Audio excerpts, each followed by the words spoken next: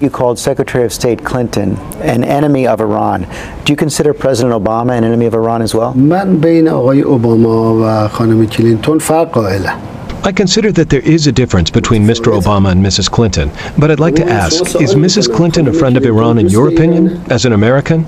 In your mind, do you think she's a friend of ours? I believe that Secretary of State Clinton is a friend of the Iranian people. I believe she is opposed to some actions of the Iranian government, specifically the development of nuclear enrichment, which could lead to a weapons program in the future. Very well.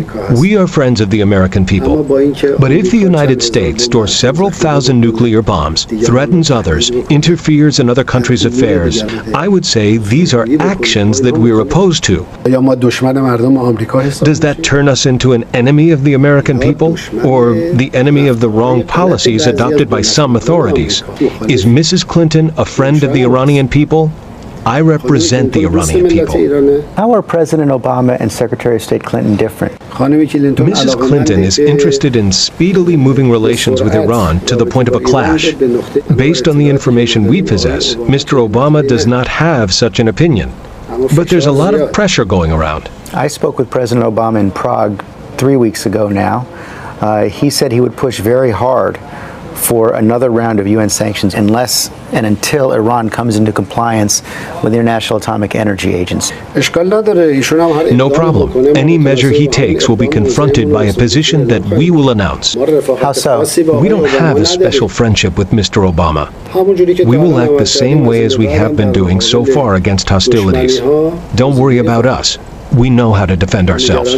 You're not concerned about sanctions, even though it's not just the United States, it's France, it's Great Britain. I spoke with President Medvedev in St. Petersburg. He said now it's time for sanctions against the Iranians as well. Iran is becoming increasingly isolated. We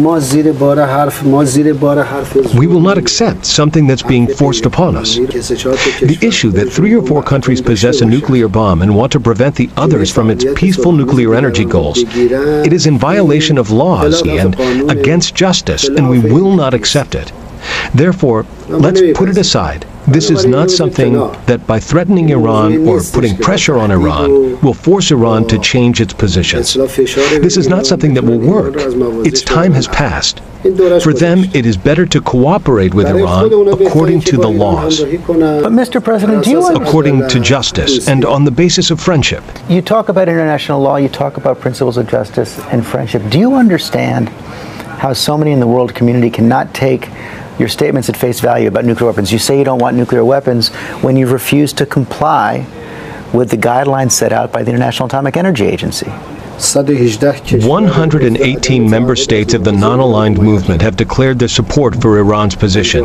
Don't they count? 57 Islamic countries have supported the Iranian position. Look, Mr. Stephanopoulos, this outlook is wrong.